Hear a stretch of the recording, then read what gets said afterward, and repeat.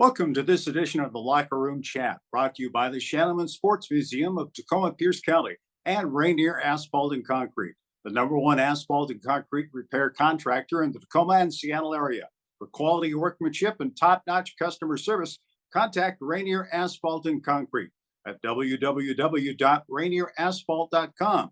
Let them know you heard about them on the Locker Room Chat. You played basketball with the Tacoma Mountaineers. It too was a professional team at that time, and your old friend Tom Cross was a heel-clicking buddy of yours. Yeah, we used to. I loved to play with Tom because he was such a good set shooter, particularly after he'd been in the service back east, and he'd really concentrated on that. And so we'd run a little play. I would go right at his man, and then as I got to, the time would come, slip behind, and I'd drop the ball between my legs and scream for him. That was our favorite play for him. But he and I were good friends even when we played against each other. I think only played UPS twice when I was playing, but we played him at Lincoln, the old Lincoln gym. I remember that. And I remember that I fouled out in the third quarter trying to check him, and they beat us. Tom was a, he was one of those guys that probably wasn't what you would call a great athlete, but he was a great player. I mean, he understood the game, and there's a difference. I've always learned from the years of coaching that there are some guys that maybe you shouldn't have recruited because of their lack of quickness or that. But when people know the game, know how to play the game, and with the equipment they have, they a lot of times are more valuable in a team than a guy that's a great one-on-one player. And Tom was a guy that I would put in that category. He knew how to play basketball. Let's talk a little bit about the Mountaineers. Where'd you play? How'd you get involved? How much money did you make? So forth. We made great money, $25 a game, and the teams were Astoria, Portland, Bellingham, Everett. No, not Everett. No, Seattle. Al Brightman was player coach, and one of the Canada, Vancouver, I think. And that was always a tough game. I don't know, we played in a gym that had kind of high, the bleachers were up a ways, but then they kind of had boards along one side, and the guys would try to knock you out of bounds into the boards. I was always kind of the hatchet man. I was supposed to go in there and take care of those guys that were roughing up our shooters. The team really was the old Alpine Dairy AAU championship team, and most of the guys were people that had played there. And Tom and I were, and then later we had Leifer, I think, came and played for a little bit, but he wasn't one of the original people. And it was a fun league, but it didn't draw much, and the guys who were the owners, they just kind of run out of money, and in fact we ended up doing the season and Tom organized that. We would we just played, and whatever money came in we would divide. So, but it was a good game. There were some good players. I remember Portland had a couple kids from the East. One guy was a great, really good set shooter. He could shoot from the mid-court and have a high percentage. And so you learned after one game you checked him when he came out of the locker room. He couldn't handle the ball very well, and so you could take that away from him. But if you let him get a set to shoot, I've never seen a better shooter. And there were some physical people, and particularly Bellingham and Vancouver had played pretty. Bellingham had Bishop was a player coach, great player in his own right, and they set a lot of tough screens for him. So there was a lot of banging around. I liked it. It was tough because I was coaching then too, and and then the guys that were Alpine Dairy, they were still a lot of them working for the dairy. I remember we'd go to Astoria and we'd have to drive back home at night, and at 4 o'clock they'd be up taking they wouldn't go to bed. They'd just do their milk, take the milk route, and then so it was pretty tough on those guys. I want to get into coaching a little bit now. When you started coaching at PLC, you coached both football and basketball. How do you feel about those two sports in coaching? Prefer one to the other? Obviously, you coached more basketball, but I actually liked football better until it became two platoon. You needed too many people, and it became half a game. See, I still think people should play both offense and defense if it's a regular athletic game. So that I didn't care so much for it after that. In fact, one of the things, you need more help in coaching because you had all these extra guys. Some guys could play just defense, and so I still feel that way. That basketball, I loved basketball in high school. I played all the time, and little school, Lake Stevens. I got to play when I was 13 when I was a freshman because we only had in my class,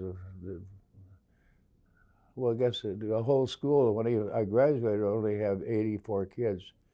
So, if you turned out, you made the team. And we got to the district tournament every year, but we never could get to the state one. In those days, there was only one tournament, and we always had to play Everett in the county, and then in the district, and then we'd have Bellingham and Mount Vernon in the district, and we'd get there, we'd play for third place, one of those teams every year, and just never made it. At PLC and football, you had a Pear Bowl championship team and some good teams and a lot of talent. Tell us a little bit about the Lute football program. Of course, after the war, everybody had talent. And I can remember when we first came down to help Cliff, and the war was over, we had 100 and some guys turning out. He had gone out to Fort Lewis and he got uniforms that were from World War I. They used to have different teams on the base, and the pads would be those bamboo things down in here, but we had so many guys, we didn't know. It took us a couple of years to weed them out. I can remember a classic thing. The first year Marv and I were together, we had a kid from Clover Park had been in the service, come back. Gosh, I can't think of his name. He was anyway, the first year, he said he was a fullback because we didn't know anything about these kids. So he was like 7th fullback on the squad, 7th team, and we had 11 teams, and he was that way. Well, and the guy didn't look like a running back, but he said he'd played in the Army. And so then the next year, I said, God, whatever his name was, he can't play backfield. And one of the guys from Clover Park said, he never played backfield, he was a guard. So we made him a guard, and he was a starting guard. And that was a lot of, and I can remember guys that was another guy, they all wanted to be running backs. And so we had another guy that was a really good end, finally, when we got him where he should be playing. But it was hard to know because there were just so many kids. It was hard to give guys chances. Yeah. Your pair bowl championship team. Tell us a little bit about that. Well, that we had, we had a great running back and a guy named Guyett from Seattle. Led the scoring most of the time. We had I think the quarterback, I can't remember names, that's the thing, was a kid from Olympia who became a doctor and was an outstanding player. There was so much talent there, and unfortunately I can't remember names very well anymore of some other guys. But we went down there to play, and on the way down, one of the bus broke down. First of all, we went as far as Grants Pass and stayed overnight, and then we started going down, and when we got down by I forget before the town, Medford, I guess. The bus broke down. Well, we had a bus and then we had a van trailing, and so Tomervik, he should have gone, but he wanted to stay with the bus, and so I took the starting 5 with me, and so we started the game with no substitutes, just 11 guys, and they were knocking us around a little bit, but Tomervik got there and got us organized, and it was a tough game. They had 2 guys that were very, very good. They were, little All-American running back and a really good tackle, and it was a kind of a knockdown and drag out game. It wasn't a finesse game like we passing us up, but we were more of a running team then too. And Guyett had a great game, and in the second half we broke a couple of long runs, and I don't even remember the score, but I think it was a 1 touchdown score one day. Little easier to remember basketball players. There's less of them, and Yeah. You're up closer. So tell us a little bit about PLC basketball, starting with the Harry McLaughlin era and going on to I'll start with the big first three. year I went there. Cliff wanted to give up basketball, and I was going to school at Washington that year, and Marv was too. And I'd come down there and coach, and I had 8 guys turn out. There was only 25 boys in school when the school started that year, because the guys weren't back yet, and only one of them had ever played in high school. And I can remember that year more because finally at the midterm, 2 or 3 guys come back out of the service. Harry Lang, for example, had played with and Ernie Peralt, the little guard, and Puget Sound had won their league, and we played in the last game, and we won at the buzzer. A guy that had played 1 year for me and had only played in that game. Somebody fouled out, and he went in, and we shot the ball, and the rebound came right to him, and he put it back in, and we won the game. That's the only basket he ever made. So, but anyway, that was, I think that helped me more with knowing these 8 guys. I had to try to find something that was very easy to learn, so I came up with that high center situation, because it was easier to get the ball to him up on the foul line and then deep. And also I found that if you got by your man, if they were in man-to-man, there was no help for them on the baseline. So that became something that we put into. We ran an offense 2-3 high that against people that pressed us or overplayed us hardly, because when you got by, you had a layup, and so, and in two guard front was another part of the game that I came to realize, in my opinion, is better than a one guard's front, because it gives you an extra outlet pass, and also the spacing on the court is better. You have more areas to get to. So I kind of learned by trial and error, because I didn't know, I just knew what Cliff did, and it was very simple.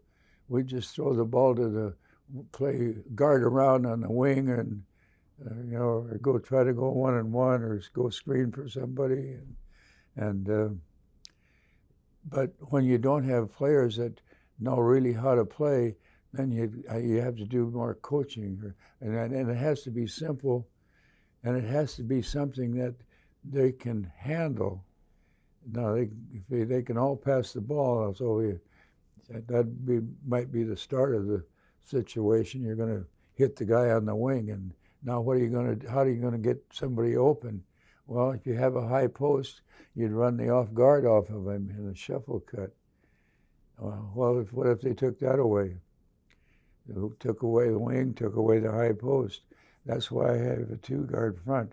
You go over here now, and I learned this from Haas when I came to take Washington. I never knew this before, didn't think about it. We would pass the ball over and go to the other wing, but Haas showed me something that when we were playing Ohio State in an early season game, they overplayed the wing, and then the guy overplaying at the high post came way around, and they dropped off the other guard a little bit, so we couldn't get the ball to the high post. So that's when we go guard to guard, and Haas, instead of just waiting for the ball, he sealed his guy off and went to the basket, and we went guard to guard, and he dunked the ball. So we take advantage of, what are you doing? What does that have to do with PLC? He asked you about PLC basketball. Well, I was... But you got to go back and talk about PLC basketball. I don't mean to interrupt. Oh. I'm sorry. Yeah, I did. I got thinking about those guys. What we did, we played 2-3 some in PLU too, but the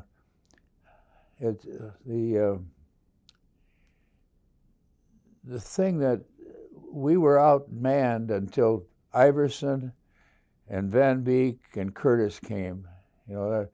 Those three players were better than any players that I inherited when I got to Washington State. They would have all started. And then, fortunately, we got our first big guy at about the same time. He had never played high school ball. He was one of my teammates from football was the principal at Issaquah, and this kid was about 6'8", and skinny. He looked like he's hard to stand up, and he had never taken PE. He was embarrassed to put his shorts on, but the guy set him down. He says, "Because I think you could make a player out of him." And so he's 6'9". I'm going to try to make him a player. And so he practiced with us, and then he played on the JV. In the first game, we went up to Seattle and played in the old Armory against Seattle U, and they played JV game, and I had him play the JV. Well, they didn't have any locker room there enough for the JVs. They were on the stage at the one end, dressing there, and the kid looked out and he saw there were more than 30 people there, parents of the JV people. He wouldn't go out and play in his shorts. So all year long he just practiced, and then we talked him into going there, and I put him. I started him on the left side facing the basket, because that was my favorite way to set up. But he hated to get guys who would come off and and grab him by the arm a lot of times when he took it, and he hated that. He was very timid. So I moved him over there, and I told him, now, Nick Kelderman, I said, we've never had a guy come out of the stands and grab a guy. So the only way they're going to be able to check you on that hook to the baseline it would be that way. And so you have two things to do. When you get the ball, you have to shoot it. And he got to be a good hook shooter. And when the other guys shoot it, you have to rebound it on your side. That's all I ever told him.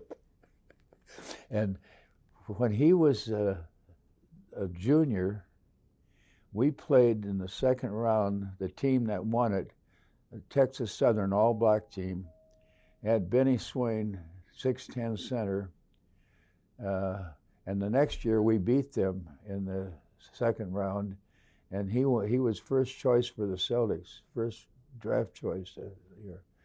Nick became even a pretty good defender, never very strong, but he got to the point that and the kids would tell him when we would have a huddle before the game started, we said, now remember, Nick, stand up straight. You're bigger than anybody in the gym. You know, they'd encourage him to muscle up. Tell me a little bit about Harry McLaughlin as a player and perhaps a player before his time.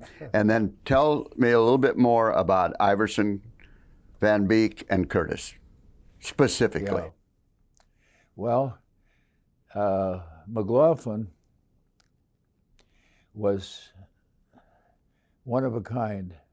I've never seen a man handle the basketball like he did, and he was so good that he would make fools out of particularly Western always seemed to have a bigger center, and he would do all those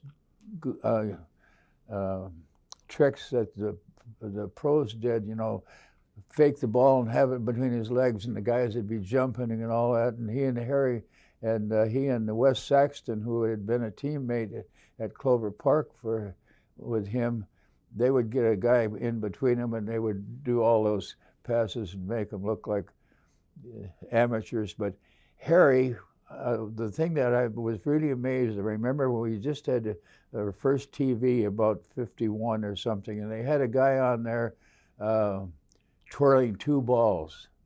At that time, Harry could do 5. All going at the same time. And I can remember going with him when he was playing, and it was Tom and I on that, who's the guy, the guy that,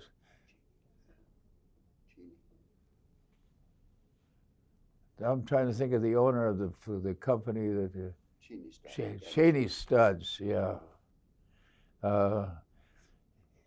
We would go up to the little towns around, and then he'd put on his show at the halftime.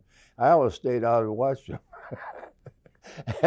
and he'd have a guy that would hand him the balls and stuff, you know. And he would do things that would impossible. Things that the other guys that would do for the House of David or Globetrotters and you know, did all the things that, you know, he'd have the ball, you like on a piano wire. That was a good one, you know.